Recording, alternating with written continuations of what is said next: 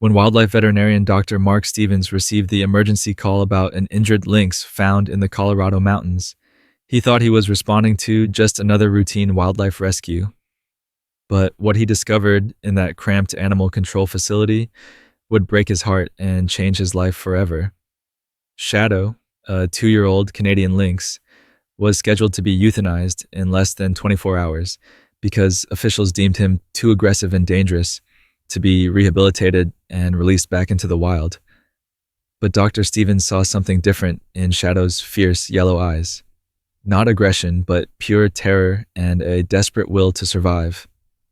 What happened next would defy every wildlife rescue protocol, challenge everything experts thought they knew about wild lynx behavior, and create the most unlikely friendship between man and wild predator that would make headlines across America. This is the incredible, true story of how one man's refusal to give up on a dangerous lynx transformed both their lives in ways nobody could have predicted. Hit that subscribe button because this story will change how you see the bond between humans and wild animals forever. Dr. Mark Stevens had been Colorado's leading wildlife veterinarian for over 15 years, but nothing in his experience had prepared him for what he found when he arrived at Jefferson County Animal Control on that cold February morning in 2019. The facility was overcrowded, understaffed, and dealing with an influx of wildlife cases that had stretched their resources beyond capacity. "We've got a problem lynx in the back," Animal Control Officer Janet Rodriguez told Dr. Stevens as she led him through the facility's cramped corridors. "Found him 3 days ago up in Golden Gate Canyon State Park with a severe leg injury. He's been nothing but trouble since we brought him in. Won't let anyone near him, hasn't eaten, and yesterday he actually tried to attack one of our volunteers." Shadow was housed in a standard dog kennel that was far too small for a full-grown Canadian lynx. At 35 pounds and standing nearly 24 inches tall, the magnificent wildcat was cramped into a space designed for domestic animals half his size. His thick, grayish-brown fur was matted and dirty. His distinctive black-tipped ears were pinned back in constant fear, and his piercing yellow eyes tracked every human movement with what most people interpreted as predatory aggression.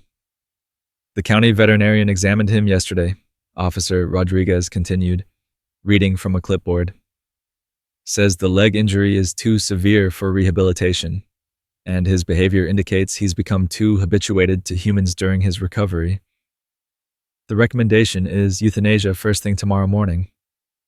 Dr. Stevens knelt down beside Shadow's kennel, studying the lynx's condition with the trained eye of someone who had dedicated his career to helping wounded wildlife. What others saw as aggression, he recognized as something entirely different.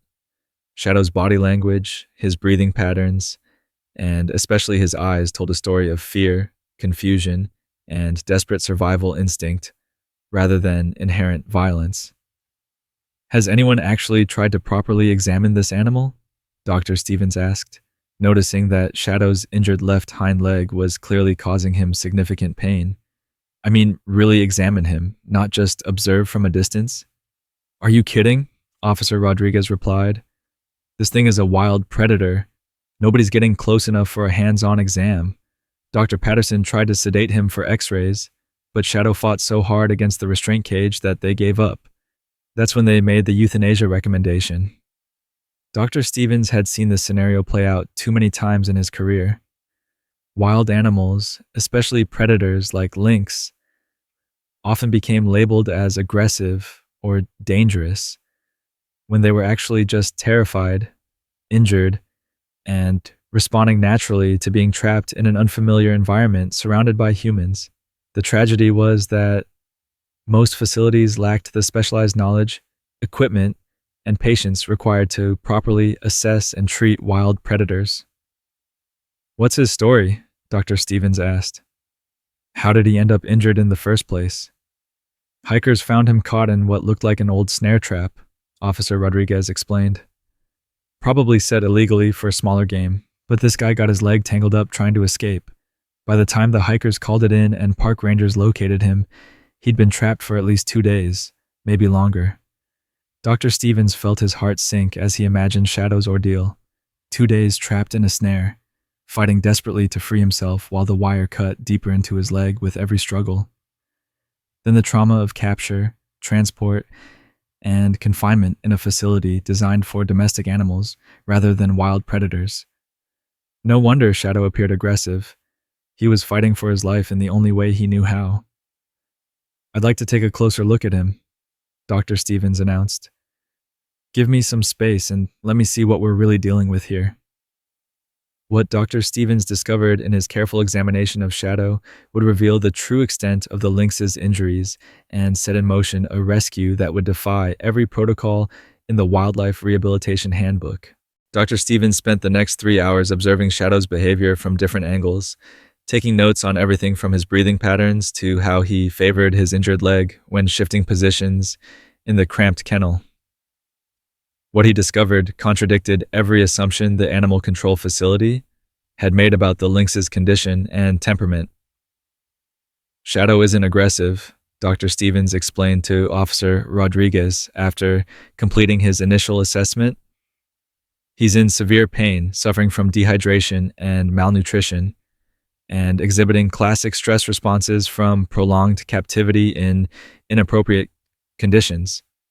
What everyone's interpreting as predatory behavior is actually defensive posturing from an animal who's been traumatized and is fighting for survival." The veterinarian had noticed several critical details that others had missed. Shadow's pupils were dilated not from aggression, but from pain and stress. His breathing was shallow and rapid, indicators of significant discomfort rather than predatory excitement. Most telling was how Shadow positioned himself in the kennel, always facing the door but pressed against the back wall, suggesting he wanted to monitor threats while maintaining as much distance as possible. "Look at his body language," Dr. Stevens continued, pointing to Shadow's posture. "His ears are back, yes, but they're not forward and focused like a cat preparing to attack. His tail isn't lashing, it's tucked defensively. And see how he's keeping weight off that left leg? He's probably been in constant pain since the snare injury, which explains why he won't eat and seems aggressive when anyone approaches." Dr. Stevens made a decision that would change both their lives forever. "I'm taking him to my facility," he announced. "Cancel the euthanasia order. This lynx deserves proper medical care and a real chance at recovery." "Dr. Stevens, I appreciate what you're trying to do," Officer Rodriguez protested, "but the county regulations are clear. We can't release dangerous wildlife to private facilities without extensive permits, and frankly, we don't think this animal is a good candidate for rehabilitation." "Then I'll get the permits," Dr. Stevens replied firmly, "and I'll take full responsibility for Shadow's care and any risks involved. But I will not stand by and watch a healthy lynx be euthanized because of treatable injuries and normal stress responses." The paperwork took another 6 hours to complete, involving calls to Colorado Parks and Wildlife, the U.S. Fish and Wildlife Service, and county officials. Dr. Stevens used every professional contact and favor he could call in to expedite the permit process. Meanwhile, he arranged for specialized transport equipment designed for wild predators, rather than the dog carriers the facility had been using. "I've handled hundreds of wildcats over the years," Dr. Stevens explained to his skeptical colleagues. "Lynx are incredible predators, but they're also naturally elusive animals who prefer to avoid human contact entirely. Shadow's behavior is consistent with a wild animal who's injured, scared, and trapped, not an inherently dangerous predator who can't be helped." The transport to Dr. Stevens' specialized wildlife facility required careful planning.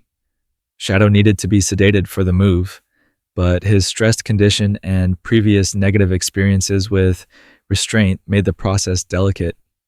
Dr. Stevens used a combination of expertise and patience, speaking quietly to Shadow while preparing the sedation that would allow them to safely move him to proper medical facilities. "Easy, buddy," Dr. Stevens whispered as he worked. "I know you're scared, and I know you're hurting, but we're going to get you the help you need. No more cramped kennels, no more people who Don't understand what you're going through. As Shadow's eyes finally closed under sedation, Dr. Stevens carefully examined the injured leg for the first time.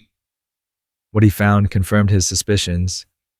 The injury was severe, but definitely treatable, with proper surgical intervention and rehabilitation.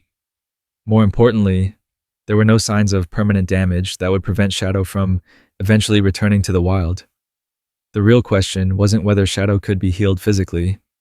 The challenge would be earning the trust of a wild predator who had every reason to fear and distrust humans, and proving that sometimes the most dangerous animals just need someone who understands their language of survival. Shadow's first weeks at Dr. Stevens' Wildlife Rehabilitation Facility were a test of patience, expertise, and determination that pushed both man and lynx to their limits. The specialized enclosure Dr. Stevens had designed for recovering predators was spacious, naturalistic, and equipped with hiding places that allowed Shadow to retreat when he felt overwhelmed. But the lynx remained deeply suspicious of any human presence. The surgery went perfectly, Dr. Stevens recorded in his daily notes 3 days after Shadow's arrival. The snare had caused significant soft tissue damage and a minor fracture, but nothing that won't heal completely with proper care. The real challenge is Shadow's psychological recovery.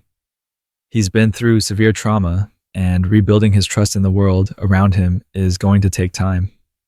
Dr. Stevens had developed a careful routine designed to help Shadow feel safe while receiving necessary medical care.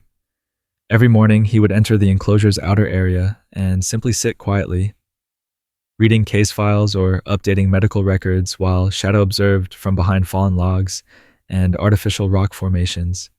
He never made direct eye contact, never moved suddenly, and always spoke in quiet, consistent tones. "I know you're watching me, buddy," Dr. Stevens would murmur during these sessions. "Take all the time you need to figure out that I'm not here to hurt you. We're going to do this at your pace, not mine." The breakthrough came during Shadow's 3rd week of recovery. Dr. Stevens was replacing the lynx's water supply when he noticed Shadow had moved closer than ever before, only about 15 feet away instead of his usual 30-foot safety zone. More importantly, Shadow's body language had changed. His ears were forward with curiosity rather than pinned back in fear, and his yellow eyes held interest rather than pure survival alertness. "Well, hello there," Dr. Stevens said softly, continuing his work without making sudden movements. "Glad to see you are feeling well enough to check out what I'm doing over here." Shadow took another step closer, then another. For the first time since his rescue, the lynx was initiating contact rather than simply tolerating human presence. Dr. Stevens felt his heart racing with excitement, but he forced himself to remain calm and let Shadow control the interaction entirely. Over the following days, Shadow's curiosity grew stronger than his fear.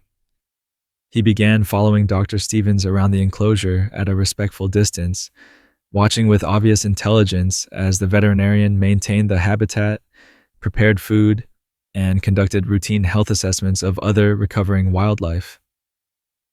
Shadow's starting to differentiate between threatening and non-threatening human behavior. Dr. Stevens explained to his colleague, Dr. Jennifer Walsh, who specialized in wildlife psychology.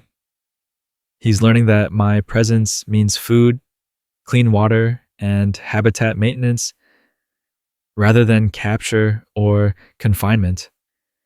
It's exactly the kind of progress we hope to see in rehabilitation candidates." The most significant moment came during Shadow's 4th week. Dr. Stevens was sitting in his usual morning spot when Shadow approached to within 6 feet, close enough that the lynx could have easily reached him with a single leap. Instead of showing any aggressive intent, Shadow simply lay down and began grooming himself, the ultimate sign of relaxation and trust in wild felines. "You're really something special, aren't you?" Dr. Stevens whispered, barely containing his amazement. "Most lynx would never get comfortable with humans like this. You're either the bravest or most trusting wildcat I've ever worked with." What Dr. Stevens didn't realize was that Shadow had made a decision that would change the trajectory of both their lives. The lynx hadn't just learned to trust one human, he had apparently decided that Dr. Stevens was part of his family unit, a bond that would prove stronger than every instinct telling him to remain wild and independent. Shadow was about to demonstrate just how deep that bond had become, in ways that would challenge everything wildlife experts thought they knew about the relationship between humans and wild predators. 6 weeks after Shadow's rescue, Dr. Stevens faced the decision every wildlife rehabilitator both hopes for and dreads. It was time to prepare Shadow for release back into the wild. The lynx's leg had healed completely, his weight was back to healthy levels, and his natural hunting instincts remained sharp. By every medical and behavioral standard, Shadow was ready to return to his mountain home. "Everything looks perfect," Dr. Stevens told his team during Shadow's final evaluation. "Muscle tone is excellent, reflexes are sharp, and he's been successfully hunting the live prey we've introduced to his enclosure. Colorado Parks and Wildlife has already identified several suitable release locations in areas with established lynx populations." But Shadow had other plans entirely. The first sign came when Dr. Stevens attempted to transition Shadow to a pre-release enclosure with minimal human contact. Instead of adapting to the more wild-like environment, Shadow became visibly distressed, pacing constantly and refusing to eat. Most concerning, he began displaying separation anxiety behaviors typically seen in domestic animals rather than wild predators. "This is unprecedented," Dr. Stevens confided to Dr. Walsh. "Shadow's not responding like a wild lynx preparing for release. He's acting like a domestic animal who's afraid of being abandoned by his family." The situation became even more complex when Shadow began demonstrating behaviors that defied every understanding of lynx psychology. When Dr. Stevens would leave the facility each evening, Shadow would position himself at the enclosure gate and emit distress vocalizations, not the typical lynx calls, but sounds remarkably similar to domestic cat meowing, as if he was trying to communicate in human language. "He's trying to tell me something," Dr. Stevens realized. "But what he's telling me challenges everything we know about wild animal rehabilitation." The decision that would change both their lives came during what should have been Shadow's final week before release. Dr. Stevens arrived at the facility one morning to find that Shadow had somehow managed to open the supposedly lynx-proof enclosure gate and was waiting calmly in the facility's main corridor, showing no interest in escaping to the wild despite having multiple opportunities to do so. Shadow had the chance to return to the wilderness on his own terms, Dr. Stevens later explained to wildlife officials. Instead, he chose to stay where he felt safe and loved. He wasn't asking for freedom from humans. He was asking to become part of a human family. After extensive consultations with wildlife behaviorists, veterinary psychologists, and legal experts, Dr. Stevens made an unprecedented decision. With special permits from state and federal authorities, Shadow would become the first Canadian lynx in Colorado to be designated as a non-releasable educational animal with permanent residence in a private home. Shadow had bonded with Dr. Stevens at a level that made traditional release impossible, explained Dr. Walsh in her official assessment. Attempting to force him back into the wild would have been traumatic and potentially fatal. Sometimes rescue creates bonds that transcend species barriers. The transition from wildlife facility to family home required months of preparation and specialized accommodations. Dr. Stevens converted his basement into a spacious indoor habitat, complete with climbing structures, multiple hiding places, and access to a secure outdoor enclosure. Shadow's diet remained strictly wild appropriate, and his daily routine included extensive exercise and environmental enrichment. But the most remarkable aspect of Shadow's new life was how naturally he adapted to domestic routines while maintaining his wild dignity. He learned to respond to his name, walk on a leash for outdoor adventures, and yes, curl up on the living room couch each evening to watch television with the man who had saved his life. Shadow's not a pet in the traditional sense, Dr. Stevens emphasized. He's a wild animal who chose to become part of a human family. He maintains all his natural behaviors and instincts, but he's channeled them into a life that bridges the gap between wild and domestic. Today, 3 years after his rescue, Shadow weighs a healthy 42 pounds and serves as an educational ambassador, helping thousands of people understand the complex relationship between humans and wildlife. His story has inspired changes in wildlife rescue protocols across the country and demonstrated that sometimes the most successful rescue isn't about returning an animal to the wild. It's about understanding what that animal truly needs to thrive. Shadow proved that love doesn't recognize species barriers, and sometimes home isn't where you came from, it's where you choose to stay. If this incredible story of survival, trust, and the unbreakable bond between a man and a lynx has touched your heart, smash that like button, subscribe for more amazing wildlife rescue stories, and share this video with someone who needs to believe that every life is worth saving. Because Shadow's story reminds us that sometimes the most dangerous looking creatures just need someone brave enough to see past their survival instincts to the loving heart beneath. Together, we can support wildlife rehabilitation programs that understand that rescue comes in many forms, and that sometimes the greatest success story is simply giving an animal the chance to choose where they belong.